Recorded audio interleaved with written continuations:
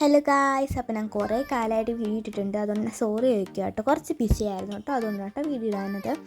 അപ്പം സ്കൂളൊക്കെ തുറക്കാറായില്ലേ, അപ്പോൾ നമുക്കൊരു പെൻസിൽ ബോക്സ് തന്നെ നമുക്ക് വേണമെങ്കിൽ പെൻസിൽ ബോക്സോ അല്ലെങ്കിൽ സ്റ്റോറേജ് ബോക്സോ ഓർഗനൈസറോ എന്തായിട്ട് വേണമെങ്കിലും യൂസ് ചെയ്യാം കേട്ടോ. അപ്പോൾ അതിന് വേണ്ടി എടുത്തിട്ടുള്ളത് ഇതേപോലെ നമ്മൾ പെയിൻ്റൊക്കെ വാങ്ങിക്കുമ്പോൾ കിട്ടുന്ന ഒരു പെട്ടിയില്ലേ, ആ ഒരു ബോക്സാണ് ഞാൻ ഇവിടെ എടുത്തിട്ടുള്ളത്. നിങ്ങൾക്ക് വേണമെങ്കിൽ കാർഡ്ബോർഡ് വേണമെങ്കിലും യൂസ് ചെയ്യാം. ഇപ്പം ഞാൻ വിചാരിച്ചപ്പോൾ ഇത് വെച്ച് ചെയ്ത് കാണിച്ചത് കാർഡ്ബോർഡ് വെച്ചിട്ട് ഇനി ഞാൻ ബോക്സസൊക്കെ ചെയ്യുന്നത് ഇടാം കേട്ടോ. അപ്പോൾ അതിനകത്ത് കുറച്ച് പെയിൻ്റൊക്കെ പറ്റിയിരിപ്പുണ്ടായിരുന്നു, പഴയ ബോക്സായിരുന്നു. അത് ഞാൻ സ്പ്രേ ഒക്കെ അടിച്ചിട്ട് ക്ലീൻ ചെയ്ത് വെച്ചിട്ടുണ്ട്. അപ്പോൾ അത് നല്ല ക്ലിയർ ആയിട്ട് വന്നിട്ടില്ല, എന്നാലും അങ്ങും കുറച്ചൊക്കെ ഉണ്ട്, അത് കുഴപ്പമില്ല കേട്ടോ.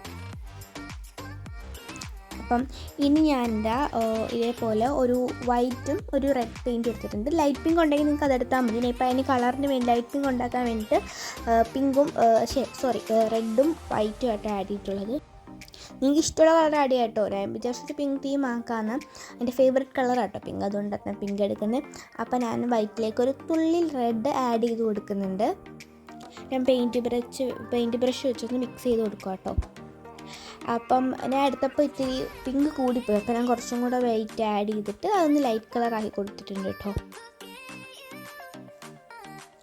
പിന്നെ ഗൈസ്, ഞാൻ അടുത്തതായിട്ട് എന്താ ചെയ്യേണ്ടതെന്ന് കമൻറ്റ് ചെയ്യണം കേട്ടോ. ഇനി നോട്ട്ബുക്ക് കവർ ഡെക്കറേഷൻ ആണോ അതോ ഇനി പെൻസിൽ ഡെക്കറേഷൻ, പെൻ ഡെക്കറേഷൻ അങ്ങനെ എന്തെങ്കിലും ചെയ്യണം, അപ്പോൾ പെൻസിൽ ബോക്സ് തന്നെ മതിയോന്ന് ഒന്ന് കമൻറ്റ് ചെയ്യണം കേട്ടോ. ഞാൻ നല്ല പെൻസിൽ ബോക്സ് കാർഡ്ബോർഡൊക്കെ വെച്ചിട്ട് ഇത് ചെയ്യാം കേട്ടോ. പിന്നെ തട്ടിക്കൂട്ടൊരു പെൻസിൽ ബോക്സാണ് ചെയ്തിട്ടുള്ളത്. ഇനി ഞാൻ നല്ലൊരു പെൻസിൽ ബോക്സ് ഉടനെ നാളെയോ മറ്റന്നാളോ അങ്ങനെ ഇടാം കേട്ടോ. ഞാൻ അതിന് ആ പെയിൻറ്റ് അടിച്ചു കൊടുത്തു കേട്ടോ, പക്ഷേ അതങ്ങോട്ടൊന്നും അബ്സോർബ് ചെയ്യുന്നില്ല, പ്ലാസ്റ്റിക് അല്ലേ, അതുകൊണ്ട് നല്ല രീതിയിൽ പറ്റിയില്ല. അപ്പോൾ ഞാൻ എന്തോ ഇത് കുറേ അടിച്ച് നോക്കി, അപ്പോൾ ഞാൻ വൈപ്പ് ചെയ്ത് കളഞ്ഞതെല്ലാം ഒന്ന് കഴുകി വൃത്തിയാക്കി എടുത്തു കേട്ടോ ടിന്നില്ല.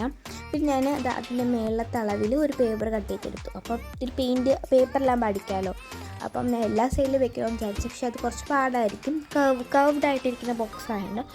സോ ഞാൻ മേളിൽ മാത്രമേ ഇപ്പോൾ തൽക്കാലം ഒരു പേപ്പർ വെച്ചിട്ടുള്ളൂ. എന്നിട്ട് ഞാൻ ലൈറ്റ് പിങ്ക് അതിനകത്ത് അടിച്ചു കൊടുത്തപ്പോൾ ഭയങ്കര, അതായത് കാണുമ്പോൾ കളർ ഉണ്ടായിരുന്നു, പക്ഷേ വീഡിയോ നോക്കുമ്പോൾ കളറില്ലായിരുന്നു. അപ്പം ഞാൻ ഇത്തിരി കൂടെ പിങ്ക് ആഡ് ചെയ്തിട്ട് ഒന്ന് അടിച്ചു കൊടുക്കുന്നുണ്ട്. ഞാൻ അടിച്ച് വെച്ചിട്ടുണ്ട് കേട്ടോ. ഇനി ഞാൻ ഡെക്കറേറ്റ് ചെയ്യാൻ വേണ്ടി സ്റ്റിക്കേഴ്സ് യൂസ് ചെയ്യുന്നുണ്ട് കേട്ടോ.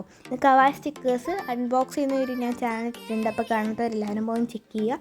അപ്പം ഞാൻ കുറച്ച് സ്റ്റിക്കേഴ്സൊക്കെ ഡെക്കറേറ്റ് ചെയ്യാൻ വേണ്ടി ഒട്ടിച്ചു കൊടുക്കുന്നുണ്ട്. നല്ല ക്യൂട്ടായിട്ടുള്ള സ്റ്റിക്കേഴ്സായിട്ട് ഒട്ടിച്ചെടുക്കുന്നത്. ഇപ്പോൾ നിങ്ങൾക്ക് സ്റ്റിക്കർ ഇല്ലാതെ വിഷമിക്കേണ്ട, നമുക്ക് വരച്ചിട്ടുണ്ടാക്കാം. കാരണം സ്റ്റിക്കർ ഉണ്ടാക്കുന്ന വീഡിയോയിൽ വെച്ചിട്ടുണ്ട്, അപ്പം അത് നോക്കി ഉണ്ടാക്കിയാൽ മതി. അപ്പോൾ ഇത്രയും നമ്മളെ ബോക്സ്. അപ്പോൾ എല്ലാവർക്കും ബൈ. അപ്പം നമുക്ക് ഇതേപോലെ പെൻസിൽ ക്രയോൺസ് അങ്ങനെ എന്ത് വേണമെങ്കിലും ഇട്ട് സൂക്ഷിച്ച് വയ്ക്കാം, അല്ലെങ്കിൽ സ്കൂളിൽ പെൻസിൽ ബോക്സായിട്ട് കൊണ്ടുപോകാൻ ചെയ്യാം കേട്ടോ. അപ്പോൾ എല്ലാവർക്കും ബൈ.